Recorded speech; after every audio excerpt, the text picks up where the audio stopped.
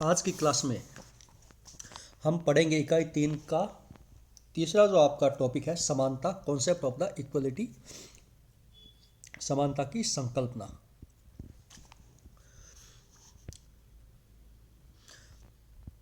स्वतंत्रता और समानता जो है वो आधुनिक युग की प्रमुख राजनीतिक आदर्श है। फ्रांसीसी क्रांति जो 1789 में हुई थी, उसके 3 आदर्श थे: स्वतंत्रता, समानता और बंधुत्व।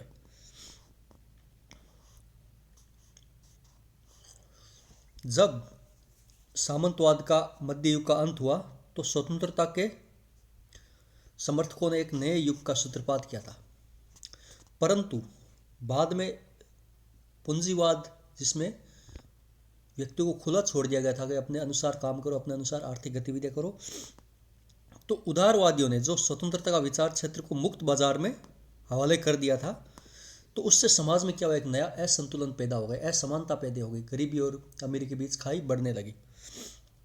तो तब इस असमानता को दूर करने का, असंतुलन को दूर करने का बीड़ा समानता के आदर्श ने उठाया और एक ऐसा आशा की जाती है कि समाज में अगर समानता स्थापित हो गई तो बंधुत्व की भावना अपने आप डेवलप हो जाएगी।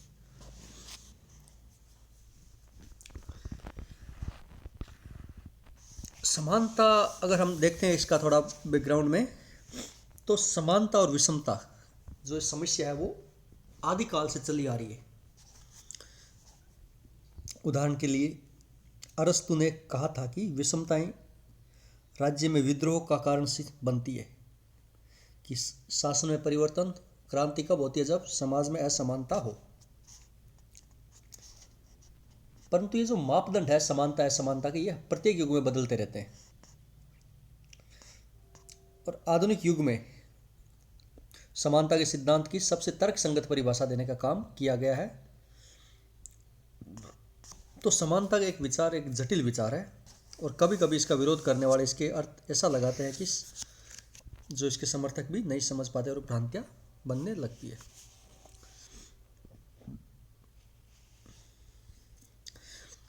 समानता का जो, जैसा मैंने बताया कि हर युग में विद्यमान रही है असमानता, तो सबसे पुराना जो औचित्य है वो धार्मिक आधार पर स्थापित किया गया।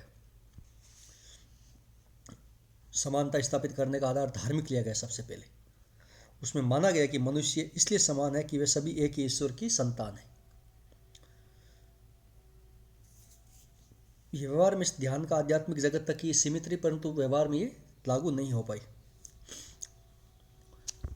सबसे पहले अगर हम देखते हैं, समानता की मांग आधुनिक युग की मांग है और इसका विकास स्वतंत्रता की धारणा के साथ जुड़ा हुआ है। समानता और स्वतंत्रता एक सिक्के के दो पहलू है, हम कैसा कह सकते हैं। अब हम देखते हैं कि समानता के औचित्य के आधार क्या क्या है, कि समानता किस आधार पर मांग की जाती है। तो क्या हम ये मान सकते हैं कि मनुष्य जन्म से समान है या असमान है? जन्म से तो असमान है, परंतु समाज के द्वारा स्थापित वो प्राकृतिक असमानता है वो बनी रहेगी, परंतु समाज के द्वारा स्थापित की गई रीति रिवाजों, इनके आधार पर जो असमानता होती है वो, उसके विरुद्ध जन आंदोलन होते रहते हैं। तो प्रत्येक प्रकार के विभेद की समाप्ति नहीं होती, बल्कि अतार्किक विभेद जो सामाजिक आधार पर बनाए गए उनकी समाप्ति करना। अतार्किक विभेद जैसे जाति, धर्म, लिंग आधार के पर किया गया भेदभाव।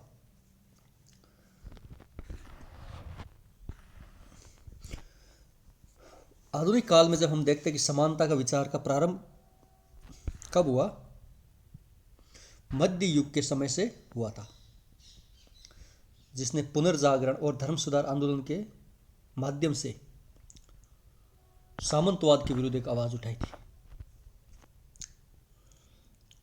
और इंग्लैंड में 1649 और 1688 गौरवपूर्ण क्रांति, 1649 के द्वारा राजतंत्र को समाप्त करके संवैधानिक राजतंत्र स्थापित किया गया, सीमित राजतंत्र, और 1688 में से संवैधानिक राजतंत्र का दर्जा दिया गया।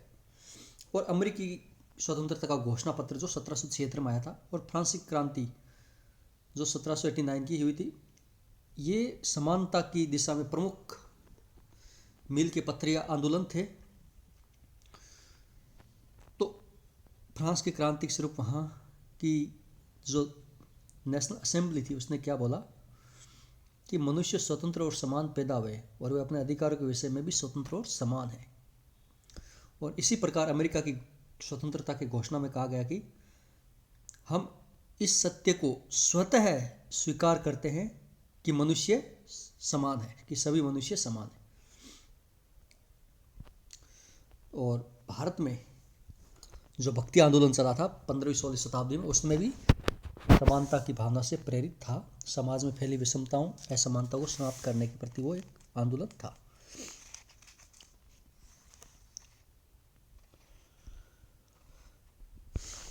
अब हम देखते हैं कि समानता के रूप या समानता के आयाम कौन कौन से हैं। पहला जो सामान्य स्वरूप है वो नैतिक समानता है, जो समानता का सबसे प्रारंभिक विचार था। नैतिक समानता तो बस यही मानता है, जो धार्मिक आधार पर कहता है कि सब मनुष्य समान है, सभी ईश्वर की संतान है, इसलिए सब मनुष्य बराबर है, किसी में भेदभाव नहीं होना चाहिए। और ये समानता हॉब्स लॉक और रूसो के द्वारा जो प्राकृतिक अवस्था का वर्णन किया गया था, जिसमें राज्य का अस्तित्व नहीं था और हॉब्स के अनुसार समाज का अस्तित्व भी, लॉक के अनुसार समाज का अस्तित्व भी नहीं था, तब ये नैतिक समानता विद्यमान थी। दूसरा जो रूप है वो है कानूनी समानता। कानूनी समानता का रूप आधुनिक युग में सबसे पहले हमारे सामने आता है जब राष्ट्रीय राज्यों का निर्माण हो जाता है।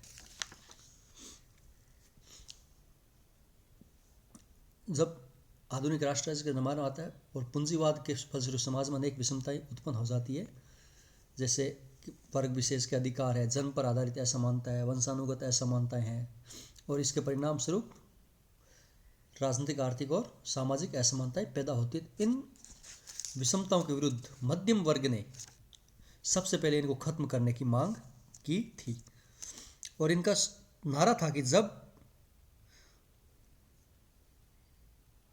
मुख्य ध्येय कानूनी तौर पर समानता प्राप्त है, तो इस वर्ग का विश्वास था कि यदि राज्य इन विषमताओं को समाप्त कर देता है तो व्यक्तिगत हित का रास्ता साफ हो सकता है।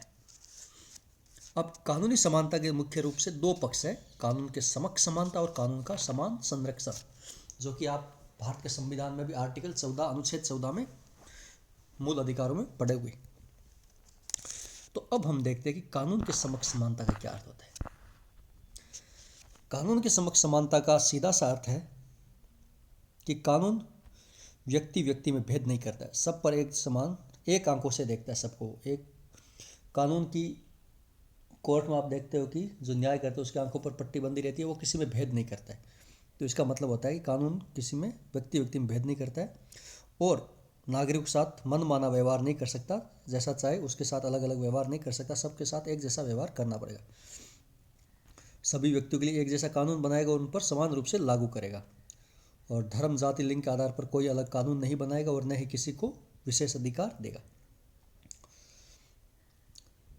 इसको एक अंग्रेजी वकील या विधि शास्त्री हम कह सकते हैं, डायसी ने इसका सुंदर वर्णन किया। उसने बोला है कि हमारे देश में प्रत्येक अधिकारी, चाहे प्रधानमंत्री हो या सिपाही हो या टैक्स वसूल करने वाला हो, वो गैर कानूनी कार्यों के लिए उतना ही दोषी माना जाएगा जितना एक साधारण नागरिक। तो मतलब कानून किसी में भेद नहीं करेगा। इसका एक अर्थ ये भी है कि कोई व्यक्ति चाहे कितनी ही बड़ी राजकीय पद पर क्यों ना बैठा हो, उस पर देश का कानून लागू होगा, समान रूप से लागू होगा।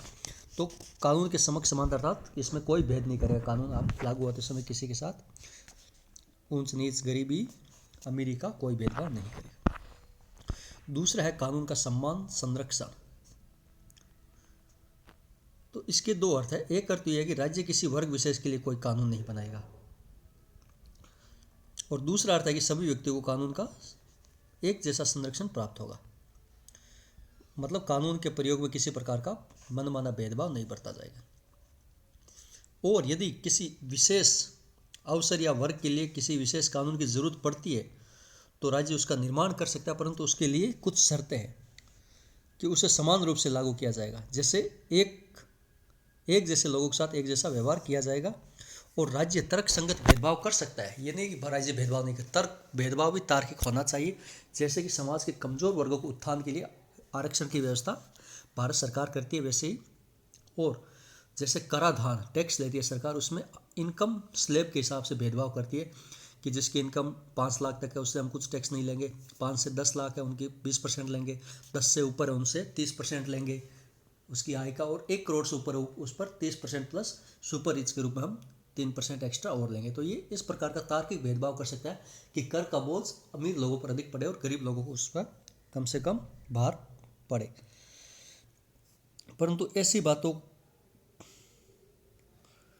को लागू करते समय सरकार कुछ ध्यान देना होगा, जैसे करों का बोझ सब पर समान रूप से पड़े, हालांकि इसके लिए करों की मात्रा सब वर्गों के लिए अलग अलग हो सकती है, और एक ही वर्ग के व्यक्ति के लिए करों की मात्रा एक जैसी होगी, जैसे 5 से 10 लाख वालों के लिए एक जैसी होगी, उनमें कोई भेद नहीं होगा। और कमज़ोर वर्गों के लिए समाज के राज्य विशेष कानून बना सकता है, और इन्हें लागू करते समय वो ध्यान रखेगा कि इन वर्गों के सभी सदस्यों को उसका समान रूप से लाभ मिले। रिजर्वेशन लागू करता है SC ST OBC, तो उनमें समाज के सभी लोगों को, ऐसा नहीं है कोई समाज के गिने चुने लोग उनका फायदा उठा रहे हो SC ST के OBC के, नहीं, उनका समान रूप से सभी को समान वितरण होना चाहिए। तो ये कानून का समान संरक्षण। नेक्स्ट जो आपका हम पढ़ेंगे आज, राजनीतिक समानता के बारे में पढ़ेंगे। जब कानूनी समानता व्यापक रूप से मिल जाती है तो उसके बाद समाज का जो मध्य वर्ग बनता है उसकी निगाह होती है एक दूसरे लक्ष्य की ओर, और वो होती है सत्ता को अपने नियंत्रण में करने की इच्छा और उसका अपनी इच्छा के अनुसार प्रयोग करने की इच्छा।